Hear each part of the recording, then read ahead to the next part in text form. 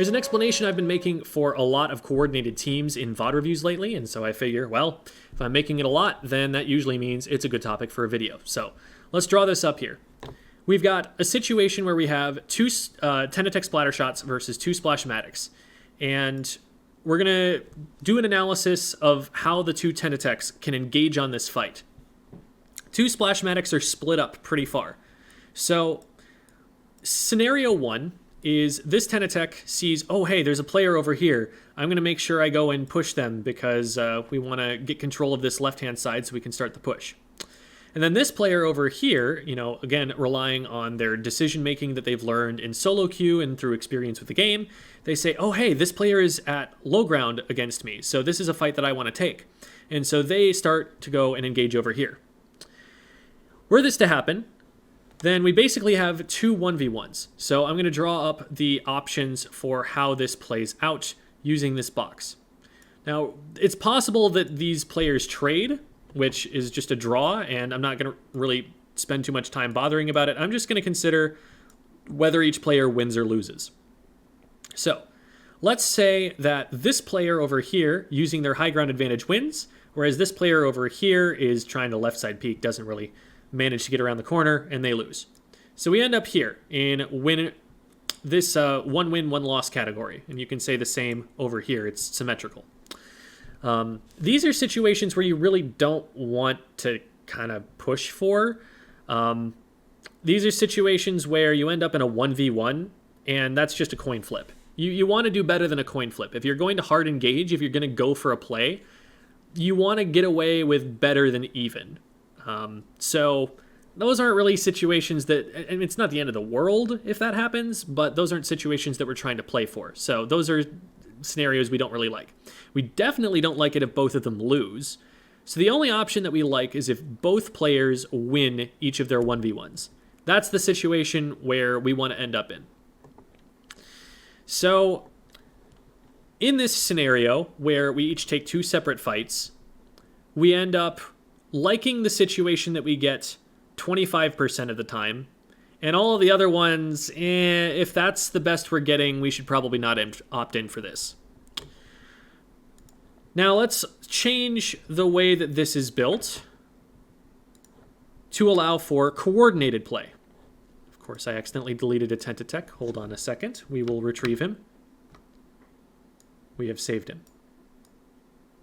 And we zoom back in. Now, let's say that rather than just relying on solo queue instincts, rather than being like a low-level competitive team and not calling the fights that we're going to go out and take, this player is eyeing the left-hand side, but then this player goes, help me push right. This player hears that, responds to that call out, doubles back and goes over here and helps 2v1 the splash. Now let's draw up this situation. Well, there's only one fight going on instead of two. So there's just win or lose. And since this is a 2v1, it's not just a 50-50 anymore. We're much more likely to win. And so this is what our box looks like. We're kind of, I don't know what odds you would assign to it. Maybe like 75%, 80% likely to come out on top of this. Then, once that's done, we have a 2v1 against the other player, which is the same odds. Whatever odds you want to assign to that, those are the odds we get.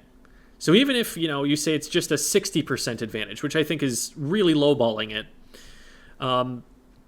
two 60% likely outcomes, that's still going to do you better than one 25% likely outcome. It's still, this is going to happen the majority of the time. So to come out on top of this situation, you've got a lot better odds of getting a situation you like from taking this kind of fight and then this kind of fight than you do from splitting you up and taking two fights at the same time. So let's get a little bit more complex with this because we don't have teams of two, we have teams of four.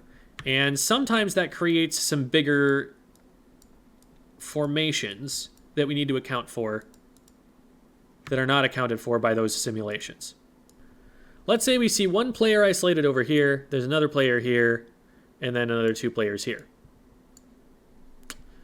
Now, if we rush all 4 players through this one choke point, this is a little bit of a risk because a single bomb or something, well, okay, they don't have bombs, but a single well-placed line of fire could take all of these players out at once. A single burst bomb would paint all of their feet. We don't want to crowd each other that much. So we're going to be spread out a little bit, but we can send maybe 2 or 3 players in this direction to try and corner this 1 or 2 players isolated over here, and this is an advantageous fight. Now, this player is kind of getting it boxed out of being able to be a part of that fight, but what can go wrong here is if this player just tries to charge off in this direction and take this 2v1. Because if these players all trade down,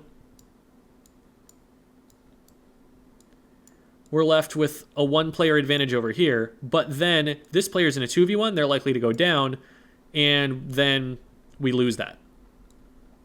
But if we adhere to the principle of only taking 1 fight at a time, one thing that you can do if you're too far away from that fight is maybe this player throws a bomb in this direction to help with the fight against these 2, and then just positions themselves so that they're putting paint in between the main fight and these 2 players who are trying to join it from the left-hand side. This player is just playing to zone these 2 out.